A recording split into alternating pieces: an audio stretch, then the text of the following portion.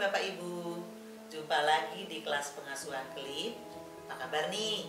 Sehat semua ya? Jangan pernah lupa bahagia menjadi orang tua. Terus bersyukur karena Bapak Ibu adalah istimewa dengan anak-anak yang hebat. Nah, Bapak Ibu, kali ini kita akan mengajak Bapak Ibu belajar mengenai pengasuhan positif dengan konsep 5M. Apa itu? Mari kita belajar bersama. Pengasuhan itu kan kegiatan merawat dan mendidik anak secara berkualitas dan bertanggung jawab. Tujuannya adalah agar kita itu punya ikatan yang kuat dengan anak juga, sehingga mereka juga siap menghadapi masa depan melalui pengasuhan yang kita lakukan. Nah, saya akan memperkenalkan kepada Bapak Ibu itu pengasuhan yang positif. Karena di dalam pengasuhan yang positif itu terintegrasi dengan upaya-upaya perlindungan anak dan juga dipengaruhi juga oleh kondisi kesehatan mental orang tua. Pengasuhan positif yang tadi saya sebut itu terkait dengan 5M, yaitu merespon, mencegah, memantau, mendampingi, dan menjadi model. Saya akan kupas satu-satu buat Bapak Ibu. Yang pertama tentang merespon.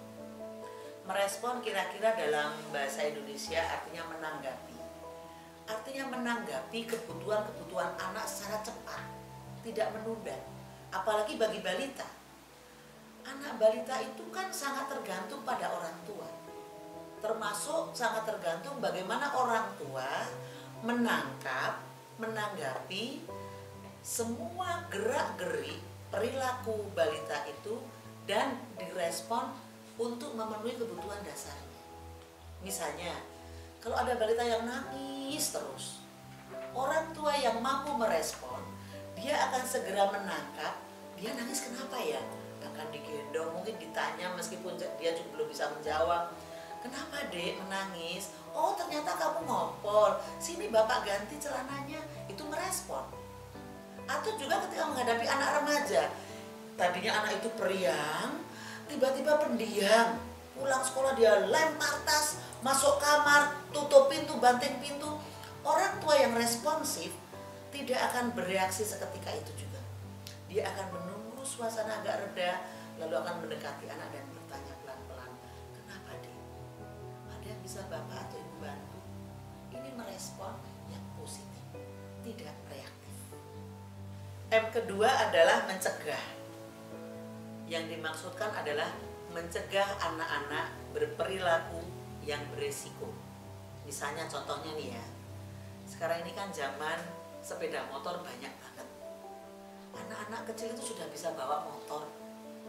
Ada anak 10 tahun sudah bisa bawa motor. Nah, ketika Bapak Ibu membiarkan anak umur 10 tahun itu bawa motor, Bapak Ibu sudah membiarkan anak-anak mengalami perilaku yang beresiko. Mengapa? Pertama, secara fisik mungkin dia sudah bisa mengendarai motor, tetapi kontrol emosinya belum memiliki. Jadi dia kadang-kadang mudah gugup, mudah emosi, ya kan? Yang kedua, secara hukum dia tidak terlindungi, wong belum punya SIM. Nah, jadi Bapak Ibu mesti memahami ini. Ketika Bapak Ibu membiarkan anak-anak membawa motor padahal belum punya SIM misalnya, artinya Bapak Ibu tidak mencegah anak itu mengalami risiko. Maka ini harus kita pahami betul bahwa pengasuhan positif itu sangat terkait dengan upaya-upaya mencegah anak mengalami situasi yang berisiko bagi dirinya saat ini dan mengganggu tumbuh kembangnya untuk ke masa depan. M ketiga adalah memantau. Memantau tidak juga harus Bapak Ibu seperti satpam itu ya, anak-anak kemana-mana dipelototin, ditanyain, diinterogasi, tidak perlu. Ini yang perlu kita pahami. Memantau melalui dialog, melalui pendekatan-pendekatan yang sangat persuasif, melalui komunikasi-komunikasi yang positif, bahwa kita peduli, kita mendengarkan mereka, itu sudah cukup.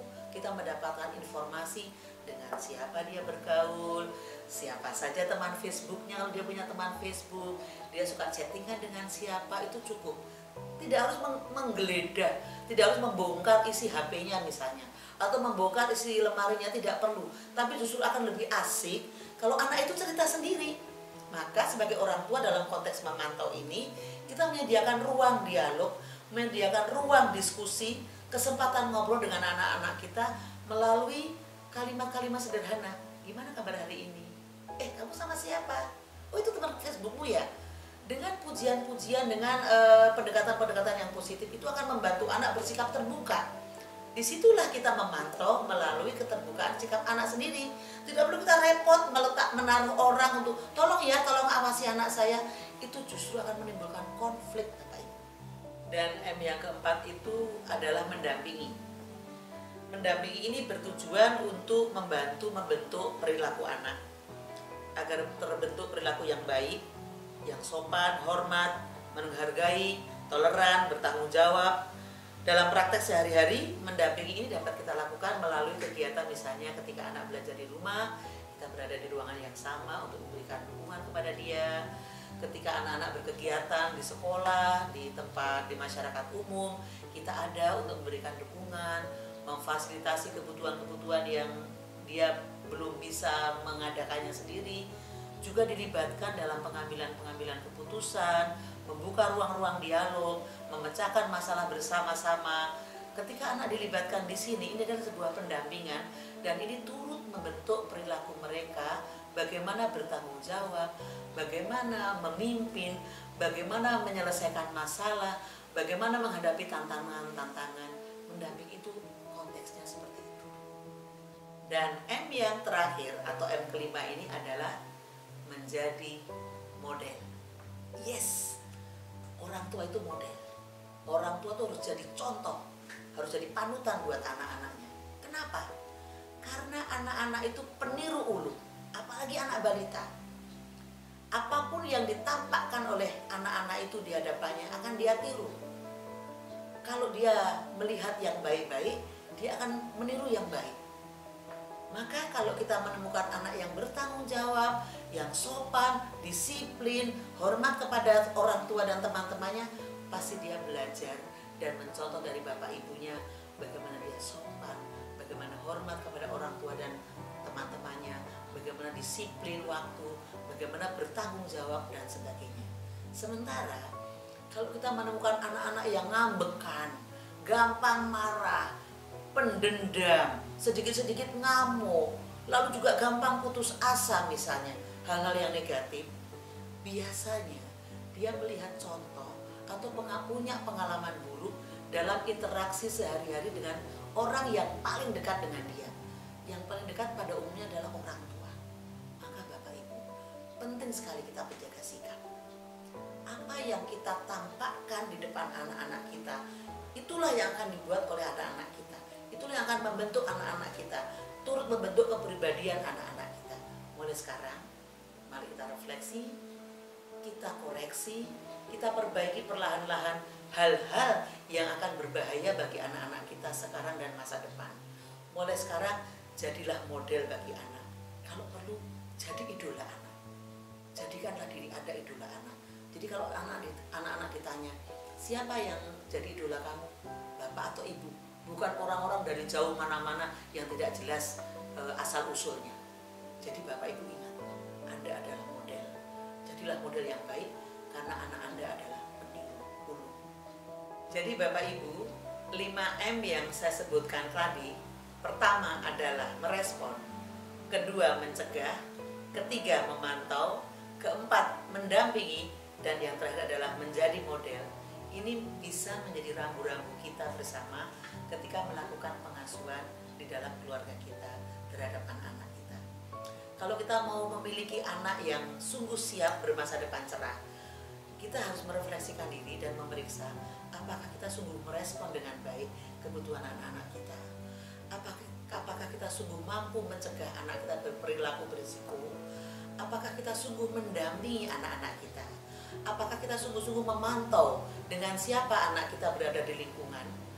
Kita tahu siapa teman-temannya.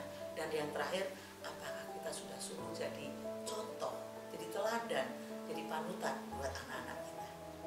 Maka Bapak Ibu sekalian, Ingat ya, kembali bahwa kita ini istimewa, mendapatkan amanah, anugerah kepercayaan dari Tuhan untuk merawat, mendidik, dan mengasuh anak-anak kita.